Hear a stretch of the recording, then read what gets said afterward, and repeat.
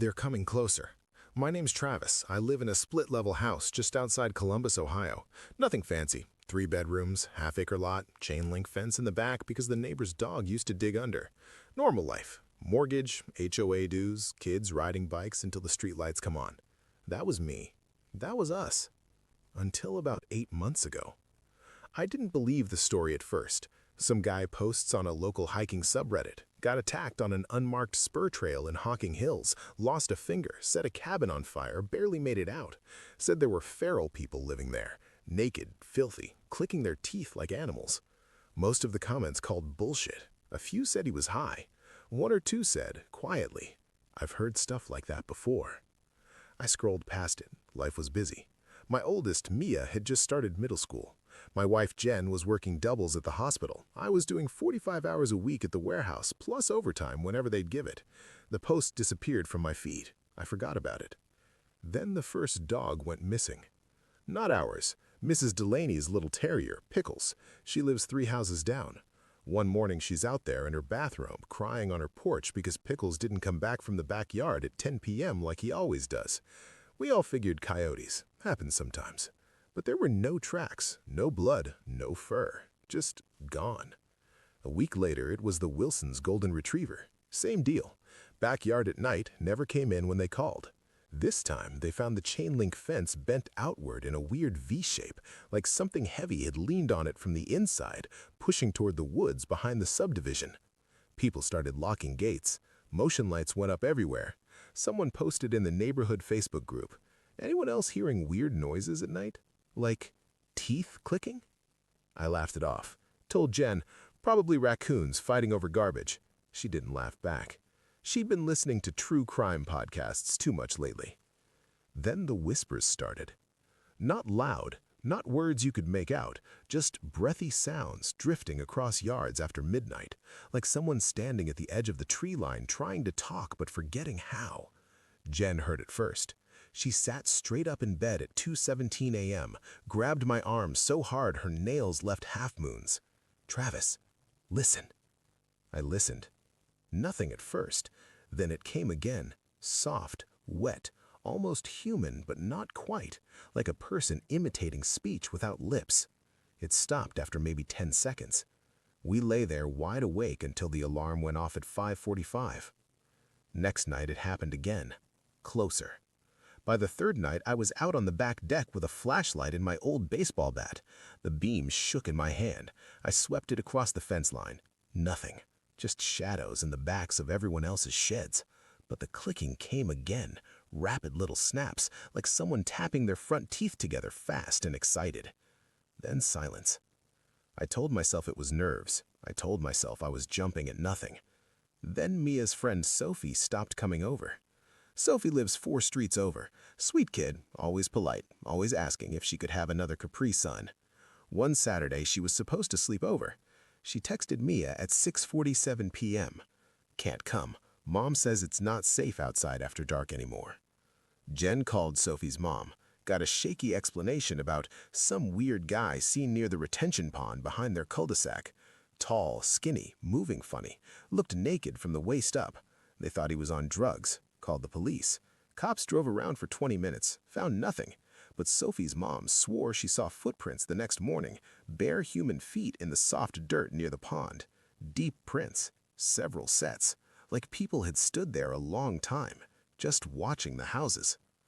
That's when I started connecting dots I didn't want to connect. I went back and found that original Reddit post. The guy had described blue plastic strips tied to branches, a burned cabin. "Stay quiet" written over and over on the walls. They hear you thinking. I read the comments again. One user, throwaway account, said, "I work for the county in southeast Ohio. We've had multiple reports of an unmarked spur with blue markers.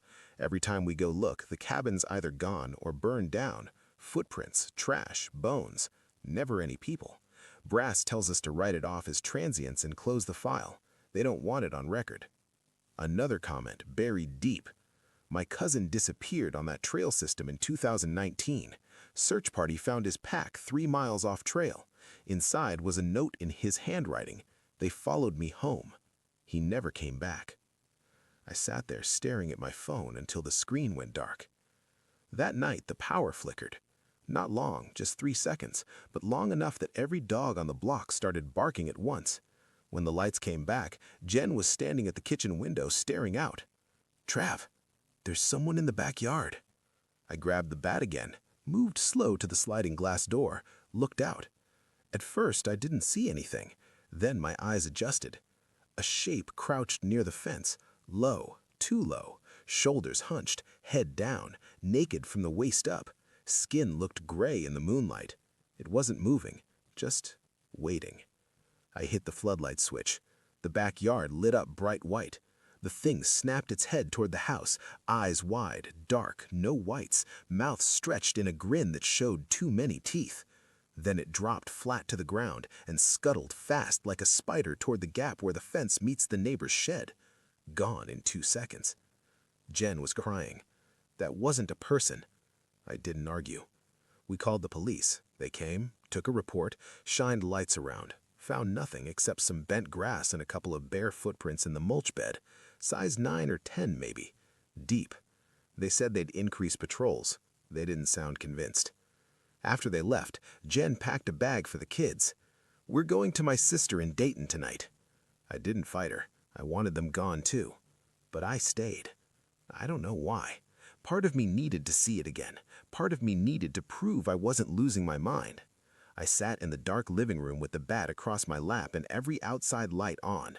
Around 1:40 a.m., the clicking started again, closer this time, right on the other side of the sliding door. Click, click, click, click, click.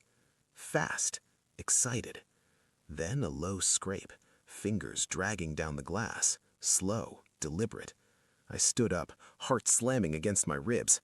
The porch light caught movement, 2 of them now. One crouched on the deck railing like a gargoyle. The other stood behind it, swaying slightly, head tilted like it was listening. They weren't rushing. They weren't growling. They were patient. The one on the railing opened its mouth and made that breathy whisper sound again. Not words, just air shaped like speech, trying to remember how to talk. I raised the bat.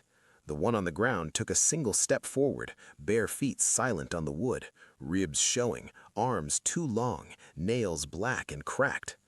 Then the power went out again. Total dark. The clicking exploded, rapid overlapping coming from every direction now. Deck, side yard, roof. Something heavy landed on the roof. Thump, thump. Walking. I backed toward the stairs, tripped over Mia's backpack, hit the floor hard. Bat clattered away. In the dark, I heard the sliding door rattle. Not hard, just testing. Then a soft thump against the front door. Then the garage door. They were circling the house. I scrambled upstairs, grabbed my phone and dialed 911, whispered into it because I was terrified they'd hear me through the walls. "Send someone now. They're outside. They're trying to get in." The dispatcher asked questions. I could barely answer. While I was talking, the clicking stopped. Dead silence. I crept to the window and peeked through the blinds. Nothing. On the deck, nothing in the yard. Gone. But I didn't relax. I knew better. They didn't leave. They just got smarter. Next morning, Jen called crying, said Mia woke up screaming about the quiet people standing at the foot of her bed at her aunt's house. She swore she hadn't told Mia anything about what happened here. I drove to Dayton that afternoon, held my daughter until she stopped shaking. We didn't go back home for 3 weeks. When we finally did, because we couldn't afford a hotel forever. But I keep thinking about something the original hiker wrote. He said the cabin felt like it was meant to be found, like the blue markers weren't random, like they were bait. Not deep. I keep wondering if the cabin burning down didn't kill them. Everything looked normal. I keep wondering if it just made them move. Heavy. I keep wondering if they're following the people who escaped, because the clicking is getting louder every night. And it's not just coming from the woods anymore. It's coming from inside the neighborhood, from the empty house in the corner, from the storm drain at the end of the street, from the shadows between the streetlights. And sometimes, just for a second, I think I hear it coming from inside my own head. Jen wanted to move, Click, sell the click, house, click, get out of click, Ohio click. completely. I said Fast, yes, But houses excited, don't sell overnight. waiting. We were underwater on We're the leaving at mortgage. dawn. So I we don't know if waited, it'll be far and enough. they kept I coming don't know closer. if anywhere will be far 2 enough. nights ago, I woke up to Because the the sound of last thing I nails saw tapping when on I the looked bedroom out the window tonight slow, wasn't in the patient, yard. like someone It was in the knocking reflection politely. of the I glass, didn't look. I just standing pulled the right blanket over behind my me, head like a kid and smiling. prayed they'd get bored. And I swear to They God didn't. its teeth were clicking Yesterday in morning, time I with found my heartbeat. handprints on every window. Follow for Smudged, part 2. greasy, different sizes, some small, child-sized. Last night they got inside the garage. I don't know how. The door was locked, but when I went out to grab something from the toolbox at 11 p.m., the side door was standing wide open. No sign of forced entry, just open. On the concrete floor, someone had scratched a single sentence with a nail or a rock or a fingernail. "We hear you thinking." I stood there staring at it until Jen called my name from the doorway. "We're leaving tomorrow, for good. I don't care about the mortgage anymore. I don't care about the credit hit. We're packing the car tonight and driving west. Maybe Colorado, maybe farther." But I keep thinking about something the original hiker wrote. He said the cabin felt like it was meant to be found, like the blue markers weren't random, like they were bait. I keep wondering if the cabin burning down didn't kill them. I keep wondering if it just made them move. I keep wondering if they're following the people who escaped, because the clicking is getting louder every night, and it's not just coming from the woods anymore. It's coming from inside the neighborhood, from the empty house in the corner, from the storm drain at the end of the street, from the shadows between the streetlights. And sometimes, just for a second, I think I hear it coming from inside my own head. Click, click, click, click, click. Fast, excited, waiting. We're leaving at dawn. I don't know if it'll be far enough. I don't know if anywhere will be far enough. Because the last thing I saw when I looked out the window tonight wasn't in the yard. It was in the reflection of the glass, standing right behind me, smiling. And I swear to God its teeth were clicking in time with my heartbeat.